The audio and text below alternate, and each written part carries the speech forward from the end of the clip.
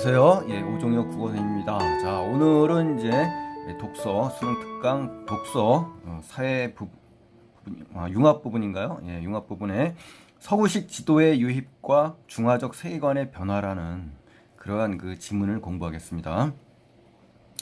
중화적 세계관의 형성과 전파입니다. 일문단에서는요. 내용을 보시죠. 동아시아 문화권에서는 자, 하늘은 둥글고 땅은 평평하고 네모지다. 이게 뭐예요? 천원지방이라는 개념을 지금 가지고 온 거죠. 이게 이제 뭐냐? 기본적인 동아시아 문화권의 천지관이라는 거죠. 기본적인. 그렇죠? 이 천지관이라는 건요. 이 세계관을 얘기하는 겁니다. 우주관. 알았죠? 세계를 바라보는 그러한 생각을 얘기하는 거니까 동아시아 문화권의 기본적인 세계관을 갖고 있다는 겁니다. 그게 바로 뭐다? 천원지방이다. 이렇게 정리하시면 되겠죠. 고대 중국에서는 천원지방의 천지관을 바탕으로, 그렇죠. 이걸 바탕으로 근간으로, 그렇죠. 기반으로 그들이 살고 있는 지리적 공간을 세계의 중심이라 생각하는 세계관이 만들어졌다 이거예요. 그러니까 두 번째 문장에서는요, 고대 중국의 세계관이 만들어졌는데 그게 뭐냐? 자신이 사는 공간을 주축으로, 자기가 사는 공간을 중앙으로, 주축으로, 중심으로 생각했다는 겁니다. 그게 바로 천원지방의 가치관을 바탕으로 했다는 거예요. 그렇죠? 이렇게 문장의 관계 잘 살펴보시는 것이 좋습니다. 독서에서는. 그럼 세 번째 문장은 어떠냐면 북극성을 중심으로, 그렇죠? 둥근 하늘을 네모진 땅에 그대로 투영하면, 그렇죠? 둥근 하늘 부분에 해당하는 땅과 그 외부에 있는 땅이 있을 거 아니에요. 그 네 기퉁의 땅이 이렇게 분류된다고 이게 생각을 한 겁니다. 당시에 그 고대 중국에서는요. 그렇죠? 이렇게 이때 중심인, 그렇죠? 중심인 북극성. 자, 중심인 북극성을 위시해서 하늘이 투영된 지역은 문명화된 중화다. 아, 중화의 개념이 나왔어요. 문명화가 된 게 중화고 문명화되지 않은 네 기퉁이는 뭐예요? 이민족이다. 달을 이자가 쓰였잖아요. 중화와 다른 민족이다 해서 이민족이 되는 거예요. 그래서 중화를 문명국이요 중화 사상의 기본이 될 수 있다는 생각을 하게 되죠. 이러한 세계관이 바로 어떤 세계관? 중화, 알았죠? 화이관으로 이제 발전하는 거예요. 그래서 이 발전한다라는 서술을 볼 때 어떻습니까? 고대 중국의 세계관이 중화 사상이었거든요. 그 중화가 이제 화이관으로 이제 변모하는 모습, 이렇게, 그렇죠? 이렇게 문장의 관계를 이렇게 조밀하게 이렇게 요약을 하시는 것이 상당히 중요합니다. 이런 연습이 좀 반복되고 정밀화되면 나중에는요 점점 그 빨라집니다. 그러니까 그 건너뛰기로 빨라진다는 생각을 하면요 안 좋습니다. 아셨죠? 우리 수능 지문 보셨잖아요. 건너뛰기로 하다 보면 오류가 발생하고 틀릴 확률이 더 높죠. 그러니까 여러분들이 연습한다는 거는요 빠르게 풀려고 건너뛰는 게 아니라 정확하게 열심히 반복해서 빨리 갈 수 있는 방법이 그게 좋은 겁니다. 그렇죠? 정확하게 문장끼리의 연결관계라든가 문단의 연결관계 이런 것들을 살펴보다 보면 나중에는요 굉장히 빨라집니다. 그러니까 너무 속도에 연연하지 마시고요. 연습을 부단히 정확하게 하시는 것이 중요하다. 아셨죠? 제가 강조하는 게 그거예요. 널뛰기식으로 공부해서 빨라진다는 건 아무 의미가 없다라는 거 아셨죠? 정확하게 알고 빨리 가는 게 더 중요하다. 자, 보시죠. 화이관에서는 중화 세계를 문명화된 그렇죠? 계속 문명이라고 얘기하죠. 화이관에서 나오는 거예요. 이민족을 야만이라고 해서 이라고 합니다. 그리고 하늘의 이치가 적용되는 이 중화 세계가 그렇지 않은 이민족의 세계를 교화한다, 다스릴 수 있다라는 거예요. 가르치고 바꿀 수 있다라고 생각하는 거예요. 그러니까 결국 뭐예요? 화이관의 이분법적인 사고가 나온 거죠. 이렇게 이분법적으로 구분을 해버렸잖아요. 그래서 문명과 야만으로 딱 이원화했죠. 그리고 야만을 교화의 대상이며 다스림의 대상으로 봤잖아요. 그러니까 요 부분까지는요, 결국 뭡니까? 계속 중화적 세계관이 형성되고 발전하는 모습을 지금 보여주고 있는 겁니다. 그리고 이렇게 지리, 문화, 중화관을 포괄하는, 그렇죠? 지리도 들어가 있고 문화적인 것도 들어가 있어요. 근데 이것을 포함하는 이 중화관이 중화적 세계관이라고 하죠. 이제 중화적 세계관. 여기서 이제 용어들이 이제 계속 나오는데요. 제가 이제 밑줄을 친 부분들은 다 같은 맥락에 있는 것들이라고 생각하시면 되고요. 두 줄로 친 거는 또 이거와 대조된 개념이라는 거를 좀 참고하시기 바랍니다. 그래서 유교 문화의 전파와 함께 동아시아 문화권에 많은 영향을 끼쳤다. 그렇죠. 우리나라를 포함해서 일본, 이러한 동아시아 문화권에 많은 영향을 끼친 것이 바로 중화적 세계관이다. 이 얘기죠. 그래서 중화적 세계관은 결국 뭐다? 동아시아 문화권에 지대한, 좀 막대한 영향을 끼쳤다. 이렇게 어휘를 이렇게 자유자재로 바꿀 수 있는 능력, 이게 정말 중요합니다. 아셨죠? 본문에 그대로 답지에 서술하지 않잖아요. 이렇게 어휘를 변화를 주어서 서술하잖아요. 그러니까 그런 거에 강해지려면 이렇게 자유자재로 어휘를 변형하고 바꾸어서 요약하는 연습이 정말 중요합니다, 여러분. 자, 그다음에 두 번째 내용에 보시면요, 지도에 반영됐대요. 그러니까 중화적 세계관을 이야기하려는 거예요, 지금 계속. 우리가 공부하려는 지금 대상이 이게 계속 반복되잖아요, 그래서 그렇죠? 이렇게 내려왔죠. 이게 중요하다는 얘기죠. 그래서 아직까지는. 그래서 이제 어디에 문화도 이야기를 했죠. 지리도 얘기했죠. 이 지리를 먼저 이야기했죠. 이게 지도가 이제 나온 겁니다. 지금 지도가. 아셨죠? 그게 대표적인 지도가 뭐다? 혼일 역대 국도 강리 지도다. 이런 얘기예요. 그럼 이 중화적 세계관은 당연히 이게 나오겠죠. 대상이. 그렇죠? 당시대 지도에 뚜렷하게 아주 명확하게 반영되었다는 거예요. 그러니까 이 중화적 세계관의 당대 지도에 그대로 반영됐다. 이 혼일 역대 국도 강리 지도가 그렇다는 얘기죠. 그래서 중화 세계를 중심으로 이민족이 이제 주변에 있을 거 아니에요. 그걸 사해라고 불렀대요. 그리고 그 외부의 미지의 공간, 알 수 없는 그 공간에는 어때? 직방 세계라고 부르는 거, 직방. 그렇죠? 그러니까 사회와 직방 세계라는 개념이 나온 거고요. 송나라 때의 사례를 얘기합니다. 송나라 때 제작된 석각. 석각이라는 건요, 돌에다가 그림을 그렸겠죠. 그렇죠? 돌에다가 그림을 그려서 만든 게 화이도입니다. 화이도. 이 화이도는 뭐냐? 직방 세계를 형상화했다는 거예요. 직방. 아셨죠? 부동산 직방인데 그 의미가 아니라 직방. 이 직각이라는 얘기예요. 직각. 그래서 결국 뭐냐면 중화적 세계관은 직방 세계를 형성한 거다. 이렇게 연결을 지으셔야 돼요. 그리고 제왕, 황제가 이제 통치가 행해지는 중화 세계를 중심에 표현하고 중국과 교류한, 그렇죠? 이게 결국 뭡니까? 자기 나라와 직접 관계가 있는 일부 조공국만을, 그렇죠? 조공을 바치는 이런 나라들만 축소 배치한 거예요. 나머지는 다 생략했겠다는 얘기죠. 그렇죠? 여기서의 내용은 중화적 세계관은 뭐다? 지도에 반영된 사례, 즉 화이도의 사례를 얘기한 겁니다. 아셨죠? 자, 그다음 문장 보실까요? 세 번째. 직방 세계의 중심적 보세요. 이게 직방 세계의 중심의 중화적 세계관이라고 나오죠. 그러니까 이런 것들을 잘 정리하셔야 돼요. 그러니까 여기서 중화적 세계관, 그다음에 직방 세계 형상화, 그래서 결국 요거를 갖다가 합쳐서 이야기를 했잖아요. 그렇죠? 그러니까 요거를 이렇게 합쳐서 이렇게 됐다라는 것까지 정확하게 독해를 하셔야 문제 풀 때 굉장히 깔끔합니다. 아셨죠?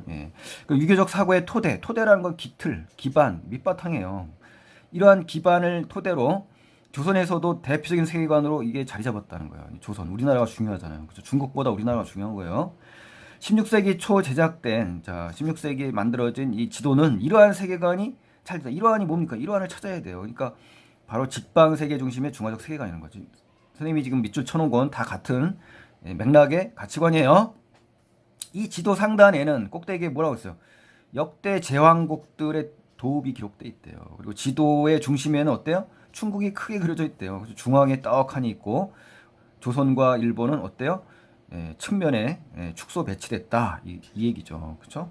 아까 일부 조공국만을 주변에 축소 배치했다. 바로 이 부분과 연결이 된다라고 해서 제가 물결 표시한 겁니다. 아셨죠? 다 이렇게 문장별로 구절별로 연결이 되는 부분들이 반복해서 변형돼서 나오고 있으니까 그런 것들을 찾아서 정리하는 게 또 중요합니다, 여러분. 아셨죠? 독서를 막연하게 하지 마시고요. 이렇게 구조화시키고 글에 대해서 자세히 이해를 하신다면 나중에 다른 독서를 할 때 좀 편안하고 빠르게 공부할 수 있다라는 겁니다. 그걸 공부하는 거예요. 아셨죠? 남쪽에는 많은 지역이 생략됐다. 그렇죠. 이제 거의 뭡니까? 조건국이 아니니까. 그렇죠? 북쪽에는 만리장성, 그렇죠. 사막, 서쪽은 황하의 기원인 이제 성수해가 위치해 있다. 이렇게 돼 있군요. 그러니까 직방 세계 중심의 중화적 세계관. 이게 이제 중요한 말이에요. 그렇죠? 그래서 조선의 대표적 세계관으로 정착이 됐죠. 그래서 그 사례를 얘기한 겁니다. 아셨죠? 그러니까 우리 조선에도 이 직방 세계 중심의 중화적 세계관이 정착됐다. 그리고 그 사례가 나왔다. 혼일 역대 국도 강리 지도에. 아셨죠? 이렇게 딱 깔끔하게 정리를 하셔야 됩니다. 자, 세 번째 문단 가시겠습니다. 여기서는 이제 뭐가 나오냐면 서구식 세계 지도의 유입이 들어옵니다. 이제 뭐야?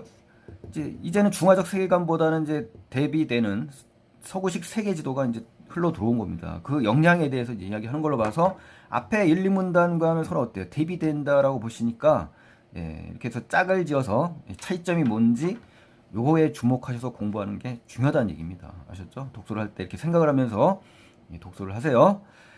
하지만 그래서 보세요. 이거 대조가 되잖아요. 벌써 접속어가 그렇죠? 예, 안문 나온 거 완전 대조되죠. 중화적 세계관은 서구 지리적 지식이 들어오니까 어때요? 마구 흘러 들어온다는 겁니다. 이 중요한 단어예요.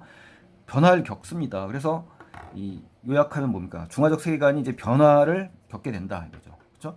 16세기 이후 이제 시기가 바뀌었죠. 아까는 어땠어요? 16세기에 대해서 나왔었죠. 근데 지금은 어때요? 16세기 이후입니다. 중국에 진출한 서구 선교사들, 그렇죠. 이제 선교사들이 이제 중국에 진출했어요. 종교뿐만 아니라 지리 지식도 전파하였는데 이는 기독교 전도를 위해서, 그렇죠. 목적은 종교의 전파입니다. 그렇죠. 예, 사실은 이거 때문에 이게 이제 필요했던 거거든요. 그렇죠. 그래서 중화적 세계관이 어떻게 됐어요? 변하게 되는 필요성을 느끼게 된 거죠. 그렇죠. 예, 그래서 이제 다음 장 보실까요? 자, 다음 장에 보시면 그러니까 요 문단에 요약하면은 16세기 이후 중화적 세계관의 변화가 필요한 이유, 필요성에 대해서 이제 이야기한 거죠. 그 바로 뭐 때문에 그렇다? 기독교를 보급하려고 한다. 그래서 뭐가 필요했다? 종교와 지리학의 지식이 필요했었다라는 거죠. 같이 딸려온 거죠. 그러니까 결국 그렇죠? 그래서 서구적 세계 지도와 지리서는 자, 그래서 제가 두 줄로 지금 표시를 했잖아요. 그러니까 두 줄로 표시했다는 건 이제 중화적 세계관과는 대비되는 그런 짝이 나왔다는 얘기입니다. 땅을 평평하고 네모진 것이 아닌, 그렇죠. 이 중화적 세계관이 이렇게 봤죠. 구체예요. 구 모양이라는 거죠. 지구설을 가지고 왔다는 겁니다. 새로운 이론이죠. 지구설, 그 다음에 중국 이외의 다른 세계, 이민족으로 알려졌던 이 다른 세계에 대한 많은 정보를 포함하고 있다는 겁니다. 이 지리서에. 아셨죠? 세계 지도하고. 그래서 기존에 자리 잡고 있던 이 중화적 세계관을 어떻게 해요? 변화시키는데 도움이 되었다. 이거죠. 그러니까 결국 뭐냐? 서구 지리적 지식은 즉 지도와 지리설을 얘기하는 거예요. 지구설과 다수의 중국을 벗어난 세계의 내용을 포함하고 있었다. 이 내용이 바로 그런 내용이 들어있었고 이 중화적 세계관의 변화에 한몫일조를 했다. 이 얘기입니다. 아셨죠? 예.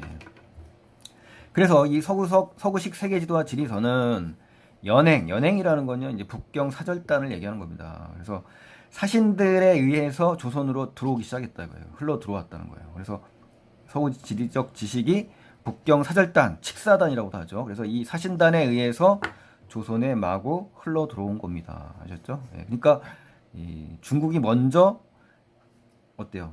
서구 지리서와 지도가 먼저 왔고, 그 다음에 조선에 후에 전파가 된 겁니다. 그래서 조선에서는 서구식 지도를 모사라는 건요, 그냥 그대로 본떠서 그림으로 묘사한 겁니다. 베낀 거죠. 또는 아니면 국가 차원에서 중간한다. 중간이라는 건요, 이미 펴낸 것을 다시 한번 간행한다는 겁니다. 필요하기 때문에 그러겠죠. 이것은 역법이라는 건요, 쉽게 말해서 천체, 주기 현상을 갖고 세시를 정하는 겁니다. 아셨죠? 네. 그래서 개정, 변경, 수정한다는 얘기군요. 역법을 수정, 변경하기 위해서 시대적인 상황, 시대적인 요구죠. 시대적인 어떤 필요적인 그런 필요성 때문에 관련이 깊다라는 겁니다. 아셨죠? 그래서 결국 뭐냐? 서구 지리적 지식은 조선시대 당시에 시대적인 필요성, 시대적인 요구 때문에 필요했었다. 그래서 유입됐다라는 거죠. 중국에서. 아셨죠? 예. 이미 중국에서, 그래서 중국이 이미 서구의 천문 역법을 반영했대요. 그러니까 배타적이거나 그러진 않고 흡수했다는 얘기입니다. 그래서 시헌역이라는 이런 역법, 이걸 채택했다는 겁니다. 그래서 서구 지식의 우수성을 공인했다, 인정한 거예요. 여러 사람이 모두 함께 인정했다는 겁니다. 그러니까 그러한 배경이 있었기에 우리 조선에서도 어때요? 서구 문물, 즉 구체적으로 뭐예요? 이 서구 세계 지도와 지리서, 그렇죠? 이런 거죠. 이 가치를 간과라는 것은 대충 지나치는 겁니다. 그래서 그렇게 할 수 없었던 상황이었다라고 이야기한 겁니다. 그러니까 이런 부분을 독서를 잘해야 돼요. 아셨죠? 중국에서는 뭐 서구 지식을 배척했다 끝까지 이런 게 아니다라는 거죠. 16세기 이후에는 이렇게 인정할 건 인정을 했다는 거죠. 그래서 우리 조선도 그러한 배경 속에서 서구 문문의 가치를 중시할 수밖에 없었다라는 겁니다. 그래서 조선의 서구 문화 중시 경향 이렇게 되는 거죠. 그래서 중국도 서구 지식 우월성을 인정한 그러한 배경하에 그랬다라고 정리를 해주시면 깔끔하겠네요. 그래서 이렇게 조선으로 유입된 서구의 지리적 지식은 어떻다? 당대의 세계관과 지도 제작에 영향을 끼쳤다. 그렇죠. 이 당대의 그 세계관 그리고 지도 제작에 영향을 준 겁니다. 우리 조선이에요. 그렇죠? 그래서 서구 지리적 지식은 조선 시대의 철학, 그렇죠? 이 세계관은 철학이라고 할 수가 있거든요. 조선 시대의 철학과 지도를 만드는 거에 커다란 영향을 줬다라는 겁니다. 아셨죠? 이렇게 해서 세 번째 문단을 정리했습니다. 네 번째 문단입니다. 자, 네 번째에서는 어떤 얘기냐면 지도에 반영됐어요. 서구의 지리적 지식. 이제는 반영된 모습이 나오는 겁니다. 그 대표적인 지도가 뭐다? 여지전도라는 겁니다. 이 지도의 특성도 다 비교할 줄 아셔야 돼요. 문단별로 나와 있잖아요. 19세기 이제 시대에는 껑충 뛰어서 19세기에 제작된 것으로 추정되는 여지전도라는 지도가 있습니다. 이 여지전도는 뭐냐? 직방세계 아까 그 중화관이 들어있다고 했잖아요. 그렇죠? 이렇게 해서 직방세계 중심의 지도와는 다른 그런 면모를 보인다라는 겁니다. 차이점이 있다는 거죠. 서구식 세계지도와 지도에 담긴 지식이 조선에 어떻게 수용되었는가 이 과정을 잘 알 수가 있다는 겁니다. 그래서 중요한 가치가 있다는 거예요. 아셨죠? 그래서 이걸 정리하면 어떻다? 직방세계 중심의 중화적 세계관이라는 거죠. 이게 그렇죠? 생략이 됐어도 아까 선생님이 중요하다고 표시했었죠. 이것과 차이가 난다 이거예요. 뭐가? 여지전도가. 그래서 가치가 있다. 의미가 있다 이거예요. 그래서 조선에 수용된 과정이 담겨있기 때문에 더 의미가 깊다라는 거죠. 아셨죠? 그래서 이 여지전도에는 유럽, 아프리카 대륙이 실제 축척보다 무척 작아요. 그렇지만 나오긴 나왔다는 거예요. 간단하게라도. 그렇죠? 그래서 서쪽에 지명도 같이 그려져 있었다는 거예요. 지명도 나오고 작게 그려졌다. 이렇게 꼭 정리하시고요. 오세아니아 대륙도 나타났다. 그래서 인식을 할 수 있게끔 만들어놨다 이거죠. 여기서는 이름이 없다는 거네. 지명에 대한 이야기는 없잖아요. 이렇게 우리 OX 문제, 즉 그렇죠? OX 문제가 나올 때는 이렇게 지명이 여기도 나올 수가 있거든요. OX 문제. 그러니까 이렇게 문제 만들기에 편리한 부분들이 이런 부분입니다. 그러니까 꼼꼼하게 차이점 비교를 하셔서 정리를 하세요. 오세아니아 대륙, 뭐 유럽, 아프리카 대륙 모두 다 뭐 지명이 있다 이렇게 나올 수도 있거든요. 이게 답지 구성이에요. 알았지? 그러니까 독서를 할 때 정확하게 이렇게 꼼꼼히 구분을 하시면서 정리하시면서 표시하면서 하세요. 아셨죠? 자, 그래서 다른 대륙은 나타났어요. 그래서 유럽, 아프리카는 지명을 포함했다 그랬잖아요. 간략하게나마. 그렇지만 오세아니아는 존재 자체가 있다라는 것 인식 정도만 돼 있다. 이렇게 구별을 하셔야 된다는 얘기입니다. 아셨죠? 그래야 정확한 독서가 되는 거예요. 또한 또 있대요. 이전 지도. 이전 지도는 뭡니까? 바로 직방세계 중심의 지도 아닙니까? 그렇죠? 대부분의 천원지방의 천지관하에 그쵸? 동서남북 사방의 끝을 표현했죠. 우리 사극 개념, 사방의 극, 우리 사각이라고 했잖아요. 그렇죠? 여지전도는 이제 차이점이 나온 겁니다. 이러한 그 접속 어미를 통해서 우리 뭐 할 수 있다? 대조된다는 걸 알 수가 있잖아요. 그렇죠? 문법 시간에 배우잖아요. 지도 상하단의 남극, 북극의 표기만, 그러니까 남북극만 있다. 그러면 뭐야? 동서극은 없다. 그렇죠? 이거를 구분하셔야 된다. 이극이라는 거예요. 이극. 이건 사극이고. 그렇죠? 그래서 이는 서구의 지구서를 어느 정도 수용한 것이다. 그렇죠? 이 근거. 이 서구의 지구서를 일부 수용한 근거가 바로 여기에 있는 겁니다. 아셨죠? 그래서 서구의 지구설 일부를 흡수하고 변형했다. 즉 남극과 북극의 표기만을 표시했다.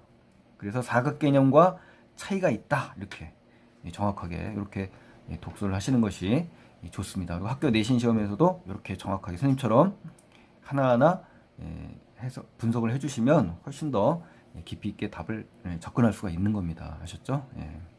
그럼에도 불구하고 이 지도는 여전히 아직도 전통적인 중화 세계관을 바탕으로 하고 있다. 아직도. 그러니까 이게 한계라는 거죠. 한계. 그렇죠? 지구설을 주장하는 입장에서 세계의 중심은 상대적인 거잖아요. 그렇죠? 절대적인 게 아니라. 그래서 이는 중화 세계관으로 정면으로 배치된다. 배치라는 건요. 상충된다는 거예요. 그러니까 서로 반대돼서 어긋나서 맞지 않는다는 얘기입니다. 이렇게 어휘 공부도 하셔야 됩니다.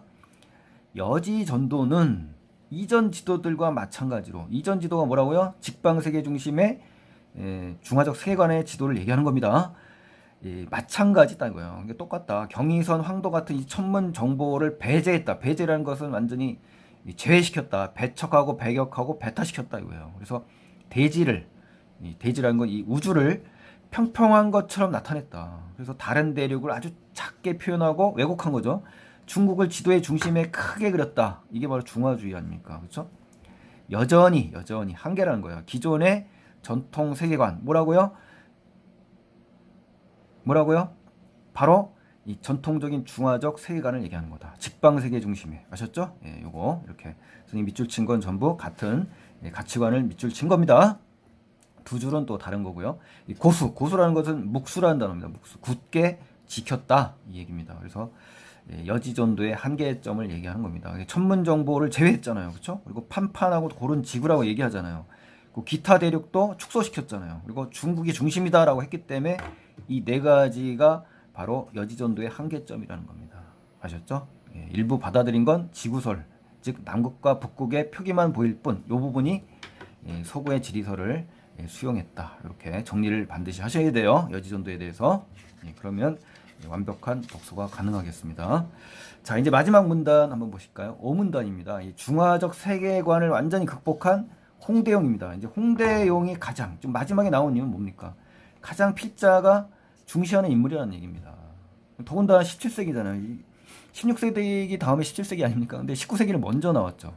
이건 뭡니까? 바로 중요하고 작가가 이제 강조하겠다는 겁니다. 17세기, 18세기 거꾸로 지금 나오고 있잖아요. 마치 우리 김유정의 어떻습니까? 본본같이 역전적 구성을 하는 작품 생각나시죠? 결말이 절정 앞에 설립됐잖아요. 마치 그러한 형태의 형식을 유지하고 있다는 거. 바로 이런 점이 독서할 때 하나의 팁이라고 볼 수가 있습니다. 그래서 이 부분을 정확하게 정리를 하시는 것이 제일 중요하다라는 거죠. 한편, 자, 17세기 예조 참판 김시진은 예조 참판인 걸로 봐서 이제 사대부잖아요. 사대부. 홍대용하고는 좀 다르잖아요. 신분이. 마테오 리치라는 이 신부에 의해서 서구식 세계 지도를 풍수도라고 지칭했다. 그러니까 뭡니까? 이 우수한 지도, 객관적인 지도를 풍수도라고 했어요. 이 풍수지리설을 할 때 풍수 들어보셨죠? 그러니까 뭐예요? 당시대 조선에서 볼 수 있었던 이 풍수도에 대한 특징이 나온 겁니다. 풍수설이라는 건 뭐냐면요. 실제 지도와 달라요. 그리고 실존하지 않는 지역을 막 표현하는 겁니다. 아셨죠? 그러니까 성리학적 이념이 완전히 지배하고 있던 이 조선 사회에서는 맞지 않는 거예요. 아셨죠? 그래서 서구에 왜 맞지 않냐면 숙달된 익숙한 이 사람들이 이 실제를 왜곡한 걸 많이 봤기 때문에 실제를 보면 수용하기가 어렵다는 거죠. 무슨 말인지 아셨죠? 실학사상과 성리학을 비교해 보세요. 그럼 뚜렷이 기억을 하시겠죠. 이걸 만약에 실학이라고 한다면 이 풍수도는 성리학이라고 생각해 보세요. 그럼 완전히 배치되죠. 그래서 이 당시에 조선사회에서는 어때요? 수용하고 받아들이기가 참 어려운 겁니다. 아셨죠? 바로 서구 지리적 지식 수용의 곤란한 점, 어려운 점을 얘기한 겁니다. 아셨죠? 이에 비해 대조죠, 대조. 그러니까 이 풍수도라고 지칭하는 이러한 상황과 18세기의 실학자 이 홍대용, 그렇죠? 여기서 이제 마지막 강조하는 인물 홍대용이 나오는 겁니다. 중화세계 이외죠, 이외. 그렇죠? 문물을 무시하고 멸시하고 모욕을 주던 이러한 당대 학자들의 저항에서 맞서서 봉기해서 이 말이에요. 지구설을 바탕으로 중화적 세계관을 완전히 극복하였다. 이렇게 단정적으로 얘기했잖아요. 극복할 것이다라든가 뭐 극복하였으리라 뭐 이런 게 아니라 극복하였다라고 단정적으로 얘기한 거는 중요한 겁니다. 그러니까 멸시받고 무시받던 서구 지리적 지식을 완전히 지구설을 기초로 완전히 초월하고 극복했다. 18세기 홍대용이 그렇다는 얘기예요. 아셨죠? 이 서술로만 봐도 얼마나 중요한 인물인가를 알 수가 있죠. 완전히 극복한 사람은 앞에 어때요? 문단에서 없었죠. 여지전도 같은 경우는 어때요? 일부만 수용했다 그랬잖아요. 그러니까 그러한 과정이 있었잖아요, 사실. 그러한 과정 속에서 여지전도는 오히려 또 19세기란 말이에요. 그렇죠? 근데 18세기 홍대용이 바로 완전히 중화적 세계관을 극복했다라는 것을 강조하는 그런 효과가 있는 겁니다. 홍대용은 경의선에 입각했어요. 경의선. 이게 천문관이죠. 천문관. 우주관. 서구식 세계 지도의 방법론을 수용했다. 그렇죠. 수용했고 월식에 대한 과학적 설명으로 지구설을 또 어떻게 했다? 증명했다. 이게 큰 의미가 있죠. 지구설을 믿은 것도 아니라 증명했잖아요. 증명했어요. 뭘로? 월식을 통해서. 그러니까 과학적으로 그것도. 그렇죠? 이론적으로도 아니라 과학적으로, 과학적인 분석적인 설명으로 지구설을 완전히 어떻다? 증명했다는 거네요. 과학 이론으로. 그래서 하늘을 이고 땅을 밟고 있는다면 지구상의 어떤 그 지역도 다 중심이 될 수 있다. 이게 바로 뭡니까? 아까 말했던 상대성입니다. 상대적. 그렇죠? 절대적인 게 아니라 상대적이기 때문에 중심은 항상 바뀐다라는 그러한 의미를 말하는 겁니다. 그래서 화와 이를 구분하지 않는 화이일야, 하나다 이거예요. 하나다. 화와 이는 하나다. 그렇기 때문에 다르지 않다라는 얘기를 하는 겁니다. 그러니까 서구적 지식의 방법론을 과감히 수용하고 지구설을 완전히 증명하고 화이일야를 주장한 바로 홍대영의 모습이 아주 중요합니다. 아셨죠? 홍대영은 지구상의 모든 지역이 그 자체, 그죠? 그 자체로 의의를 가지고 있다고 해요. 그러니까 상하 귀천, 이걸 사람에 적용한다면 귀천이 없다는 겁니다. 당시로는 뭐예요? 파격적이라는 거예요. 파격적. 굉장히 진보적이고 혁명적이고 선구적인 그러한 주장을 했다는 겁니다. 그러니까 혁신적인 만민 평등 사상까지도 생각할 수가 있다는 거죠. 그렇죠? 그러니까 혁신적이죠. 굉장히 급진적이고요. 그렇죠? 이러한 생각은 사람의 신분을 나누는 귀천론에 대한 부정으로 이어졌잖아요. 그렇죠? 완전 조선을 부정하는 겁니다. 그래서 나아가 한 발 더 나아가 사람과 사물이 하나다. 즉 인물 균론입니다. 그러니까 사람이나 사물이 하나다 이겁니다. 그것으로도 발전하기까지 했다라는 겁니다. 그래서 지구설을 바탕으로 홍대영의 이러한 주장은 서구 문물 수용의 논리적 근거로 작동했다라는 겁니다. 그러니까 결국 뭐다? 이 홍대영은 인물 균론으로 성장했고 서구 문화 흡수의 타당성까지도 확보하는 그러한 그 혁혁한 공적을 세웠다라는 얘기입니다. 아셨죠? 이렇게 서구식 세계 지도에 표현된 세계는 그렇죠. 이제 이건 동그라미라고 한다면 이건 세모죠. 그렇죠? 이것을 바탕으로 중국 중심의 지리적, 문화적, 서열 의식, 인식을 바탕으로 주변 세계를 이해했던 그런 당시 조선 학자들의 의식을 서서히 천천히 변화시켰던 것이다라고 얘기합니다. 그러니까 결국 뭔가 조선 학자들의 사상, 이 사람들이 갖고 있는 견해, 가치관 이런 것들을 점차 변모시켰다는 겁니다. 누가요? 홍대영이요. 홍대영. 아셨죠? 자, 이렇게 해서 독서를 깔끔하게 정리를 하시고요. 이렇게 분석하는 연습이 좀 필요하십니다. 그래서 이렇게 분석을 좀 열심히 하시다 보면 저절로 빨라집니다. 연습을. 그러니까 어떻게든 시간이 제약되어 있는 상태에서 많은 독서를 해야 되기 때문에 여러분께서 급한 건 압니다만 급할수록 돌아가셔야 됩니다. 너무 널뛰기예요. 학생들이. 그러다 보면 변형되면 문제를 맞출 수가 없잖아요. 그러니까 정확한 분석법으로 열심히 반복해서 열심히 땀 흘려서 빨라지는 학생이 훨씬 잘 풀고 시간을 남겨서 풉니다. 아셨죠? 그거 명심하시고요. 자, 오늘 구독, 좋아요를 부탁드리고요. 궁금한 점 댓글 달아주시고요. 안녕히 계십시오. 감사합니다.